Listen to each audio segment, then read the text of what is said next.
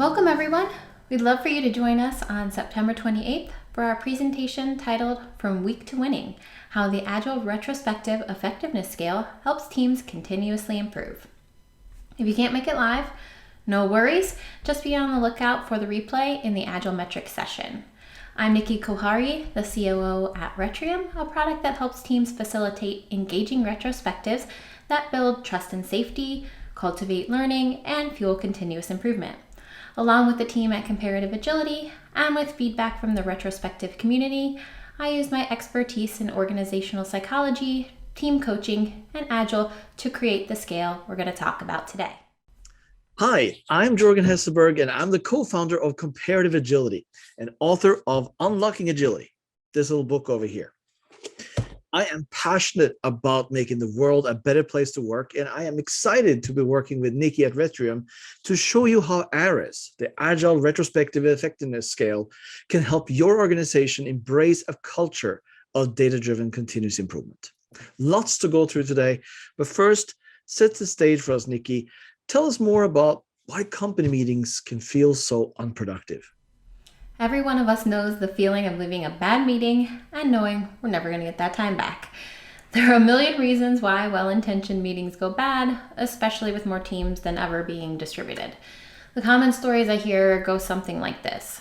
So you got pulled into a meeting and you had no interest or energy around it at all, and it didn't really apply to you, so you didn't want to be there in the first place. That's sort of the first thing to get through. Let's say, okay, you cleared that bar and you had some passion for the meeting, but you just didn't feel comfortable enough to speak up. So you did what everyone does in that particular situation, and you just stay silent because that's your best bet going forward. Maybe, okay, you were excited to be a part of the conversation and you felt safe enough to lean into it, but it ended up being dominated by extroverts or leaders or those other people that drive the conversation in a particular direction. All right, so then maybe you did get to participate as much as you wanted to, but then the conversation lacked structure, and so you felt like you did a lot of talking there, but it didn't end up creating some kind of shared agenda or creating a common understanding amongst everyone on the team that they actually felt good about. And lastly, okay, maybe there was a great conversation and you did bring people together, which is great, and you started going in a mutual direction. Again, great. But it didn't translate into specific action items or experiments that someone owned and wanted to take forward. And this is probably one of the many reasons that the State of Meetings report found that poorly organized meetings wasted billions of dollars each year. So that's not great. While I can't help you fix all your meetings, sorry about that. I've made it my mission, along with the rest of the team at Retrium, to ensure everyone has easy, effective, and engaging retrospectives every single time. Of course, that begs the question, what is an effective retrospective? And okay, let's say we can figure out what an effective retrospective looks like. Can we actually quantify that in terms that help people measure what the effective retrospectives are and help them figure out, okay, how do I put those things into practice? And answering these questions and a couple others were the driving force behind our vision for creating the Agile Retrospective Effectiveness Scale, which we call the ARIS for short. So along with our friends here at Comparative Agility, we created a scale that helps teams understand what's working well and what's not with their retrospectives. So on September 28th, we'll explain what the scale is, why you need to check it out, how it was built, and where we're going to go from here. So I'm going to toss it over to Jorgen again to tell you more about what we're covering today. Thank you, Nikki, and thank you for that. That's exactly right. What we're going to do now is look at a report, the ARIS report itself. A team just took that particular survey. Now we can look at the results and the report. We're going to see what kind of insights we can gain from that survey. We can look at some of the strengths from the team. We can look at some of its weaknesses, some potential challenges it's facing. And then we can see how this report can make us have more meaningful conversations with the team. The point here, though, is not about finding the right answers. The point here is to ask better questions. And that's exactly what this survey will help us do. So let's go through that and see how this can help us and help the team embrace a culture of data-driven continuous improvement. But first, let's look at the actual report itself. And I'll share my screen right now and go through it with you. So here's the report we're looking at here. Team Aris is an example team that we are just using just to look at this report and see what kind of insights we can gain. First of all, when we look at this, we can see that in all of these dimensions, it seems like the team is doing fairly well. On a lot of these questions, they're scoring fairly high, as you can see. Now, if you dig in a little bit, what we might want to do is look straight at the radar view. And what we can see then right away is that things like implementing a facilitation process is going quite well. I mean, an average score of 4 is quite good. And if you look at that, you can also see specifically how they're scoring on each and every one of these statements. You can see here, for instance, that when it comes to closing the meeting, they're not doing quite so well. So that's maybe something Nikki will talk to us a little bit later. But overall, you can see that in many of these cases, the team is doing quite well. Now, one thing, though, that is interesting is if you look at this dimension here, building trust and psychological safety, a score of 2.88 out of 5. That's quite low. So that's telling us that when it comes to psych safety, this is probably something we want to look at a little bit deeper. Now, another thing that I think is kind of interesting is to see here, and you can see that there's some pretty big differences here between some of the average scores of these questions. But if you look at the distributional characteristics, which show us the degree to which the team members are agreeing with each other, look at this one here, for instance. Look at this statement here. My team's retrospectives lead to change. What you see here is what we call a box plot. And it's telling us that there's quite a bit of range inside the answers here.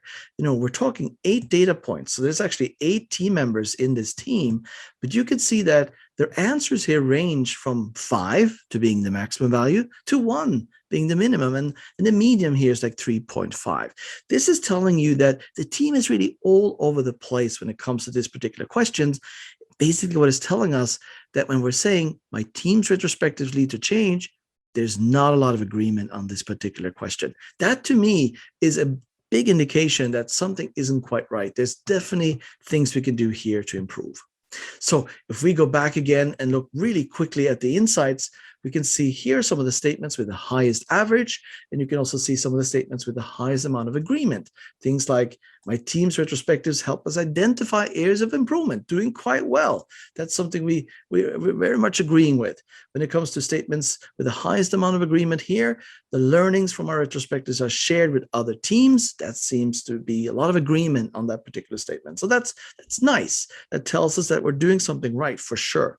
But then when we look at key opportunities, here are the statements. Here are the kind of survey items that I know Nikki is going to look at a little bit deeper. Look at this one, for instance. I believe all the team members, all the members of my team feel comfortable bringing up difficult topics during our retrospectives. That is not happening according to what the team is saying. And then also here, I believe all the members of my team feel comfortable speaking up during our retrospectives, even when we may disagree. Difficult things to do, but that's something that Nikki will talk about a little bit deeper, because that's very important to create any type of sustainable change. And here's the question that we looked at earlier. My team's retrospectives lead to change. You can see that is the statement with the least amount of agreement. So now that we can see that there's some challenges here, doesn't mean we have all the answers, but now we can start to dig a little deeper. We can start to ask better questions. And here's where Nikki comes in as a trained facilitator. Take it away, Nikki. As Jorgen mentioned, the report brings up an opportunity for a conversation, and there are many places we could start from a coaching perspective. So I want to follow up with this team first and figure out where they see some surprises in the results and where they have some energy around moving forward before suggesting one particular direction. Some teams want to double down on the things that are going well. That's great. Some teams want to do a deeper dive into areas of disagreement, and that's great too. And other teams might want to get some quick wins on some areas with some lower scores. So we're actually going to focus on that today. So for example, here we're going to talk about the 5 growth opportunities from the report, and I'll give you 1 or 2 simple recommendations that I would actually give to this team. So it's not going to be an exhaustive list of everything for the team that they could do to address the particular opportunity, but I think it'll give you a good idea of just what the starting point for the report can actually be. So first and foremost, the overall impression of the report is that the team is having regular facilitated retrospectives that do result in some next steps. So that's actually really great because there's a foundation that we can build off of here. However, because there's a mix of results on enabling continuous improvement and on constructing engaging meetings, I think there is a sense that the retrospectives could lead to better results and that they could actually draw people in more effectively. So let's look at the areas of improvement and see if there's anything here that can give us some clues as to what's driving that. So first, let's take a look at the top 2 areas of growth opportunities. We're actually going to talk about those together because they're both really focused on psychological safety. And the 2 questions that were rated the lowest were, I believe all members of my team feel comfortable bringing up difficult topics during our retrospectives. And I believe all members of the team feel comfortable speaking up during our retrospectives, even when we may disagree. So you can see how those 2 are likely to be highly related. So let's talk about these 2 topics together because there's a possibility of addressing both of them with a couple of actions, which is great. This team really needs to get on the same page about safety first before they can really move forward, because the lack of safety is going to affect what's brought up during the retrospectives and who's going to engage in the conversation. So it's really foundational for us to move forward here. My recommendation for this particular team would be to start their next retrospective with a safety check. And we actually have a safety check in Retrium that I'll show you here in a second that asks people if they feel comfortable speaking up, if they feel heard, and if they feel included. And participants in this next retro here can rate them on a scale of 1 to 5, with 1 being that they don't feel safe and 5 being that they feel comfortable speaking up, they feel heard, and they feel included. So again, very important to measure that first to get a foundation. So let me show you what that looks like here in Retrium. So here we are, we're looking at the Retrium app, and I'm going to go ahead and create a retro for this particular team. Go to the radars retrospective and then click on the safety check. And what I'll do is start this radar retrospective on safety, and you can see this is the screen where I actually configure what the safety check will look like, and it comes with these standard questions of do you feel comfortable speaking up, do you feel heard, and do you feel included. And doing this with the team, going through this full cycle of configuring this, collecting the results, and analyzing them will help us create some extra color around the areas results, and it can help us figure out what areas of safety might need more work. So I would suggest they take that knowledge and then do a sticky note retrospective to talk about what's going well and what's not with safety on the team. Because whenever there are lower scores on safety, the topic of the retro should always be to dig into safety and figure out what's going on and start to have an open conversation with the team here, because you really can't move past that until you deal with those particular underlying issues. So if I end this retrospective, what I would do is go back to the retro for this team, and I'm on the sticky notes retros here, and pick a what went well, what didn't go well with the topic of safety, depending on where we're going with this team. And then we can see this starts our column and sticky note retrospective that focuses on this particular topic of safety. And ideally, this team would then continue to track psychological safety in their retrospectives and across the team, just in general. There's actually a psychological safety team measure in comparative agility that this team could benefit from using on a regular basis. So I'd recommend that they use that. So we just talked about 2 areas of improvement together because they were both related to safety. So we're on to the third area of opportunity with this team, and that is to include appreciations in their retrospectives. Many teams tend to jump right into what to fix or what's not going well, or ideas of things that they can do better next time around. And that's actually very normal. This psychological phenomenon is actually called negativity bias, and it shows that it's natural and inborn for us to pay attention to things that are negative. So it's actually not surprising if your retrospectives tend to center around this. You actually need to consciously focus on adding in some positivity or some focus on appreciations in the mix. So of course, improvements are important, but it's important to balance it with the acknowledgement of what's working or who's helping make things work. So many teams, I suggest opening the retrospective with a round robin of good news and appreciations. I learned this a long time ago for the weekly management meetings we did back when I worked at Rally Software. But at Retrium, we actually included in lots of different meetings, including our all hands and our customer experience weekly meetings as well. So it's actually something that you can not only apply to retrospectives, but to many of the meetings that you might have with your teams. Because of the safety concern here, though, I'd do something a little bit different with this team. I'd want them to make appreciations anonymous to start with, just to see what that does. So I'd actually add that as a column in the retrospective. So I'm going to show you how to do that here in a second, because all I need to do is expand on what we did last time and add a custom column to the retrospective format that we have been using for the safety check. So let me show you how to do that. We are in the Retrium product again, and all I need to do is click here and add a custom column for the appreciations that we're adding in for this particular team, and that's it. The next area of improvement is related to follow through and action items. This team is creating action items at the end of most of their retrospectives, so that's great. And they're within the team's control, and they also have an ambassador to see them through. But it looks like one thing that they don't do on a regular basis is look back on previous action items.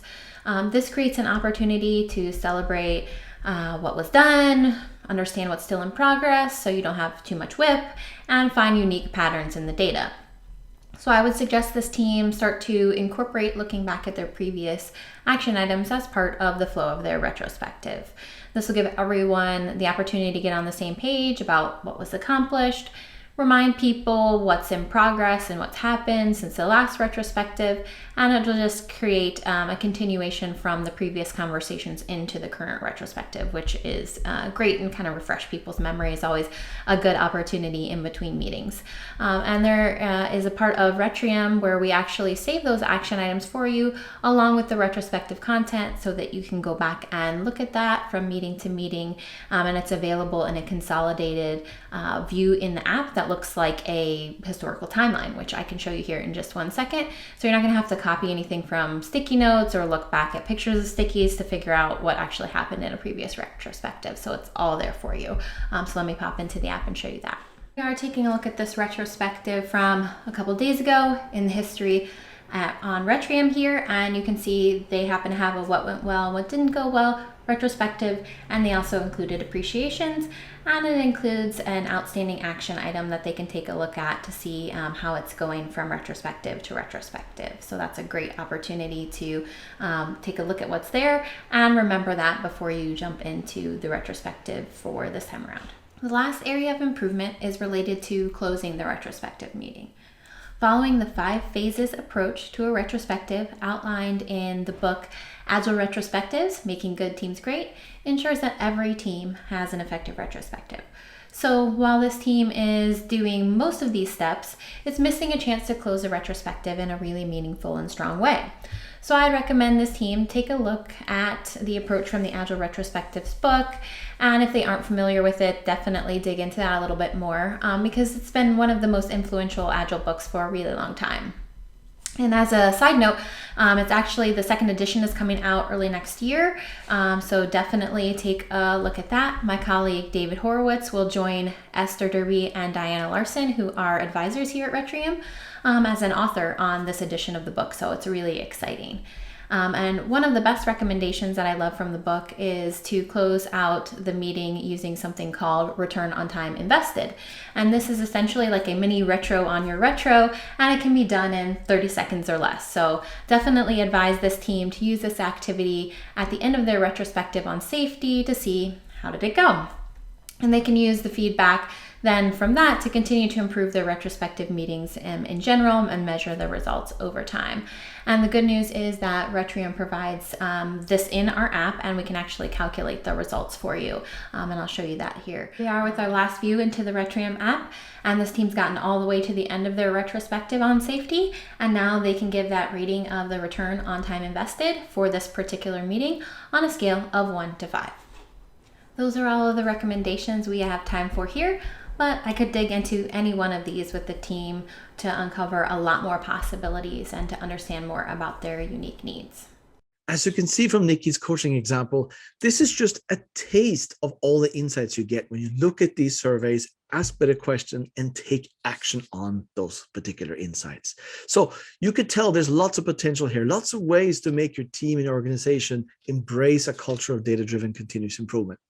So what are you waiting for? Take the survey right now. You can take it. It is available right now on retrospectivescale.com. Retrospectivescale.com. You can go on the site, take the survey, look at the results, ask better questions, and start improving how you work. And you know what? If you answer those questions right now, we will look at those particular data points and we will talk about it in our live session that's coming up later in the conference. And if you're lucky, you might even get free coaching sessions with Nikki herself. So go to retrospectivescale.com right now. And one last thing, I hope you're as excited about it as I am. If you want to take your retrospectives to the next level, you can actually sign up after you take the assessment for the opportunity to win in-depth coaching with me, and we'll go into your area's results and ensure your next retrospective is engaging, safe, and fun, as well as focusing on learning, follow through, and continuous improvement. The winners will be announced at the end of our presentation on September 28th. So if you really want to learn more about how we built the Agile Retrospective Effectiveness Scale and what it can do for your team, join Jorgen and I on September 28th. See you soon.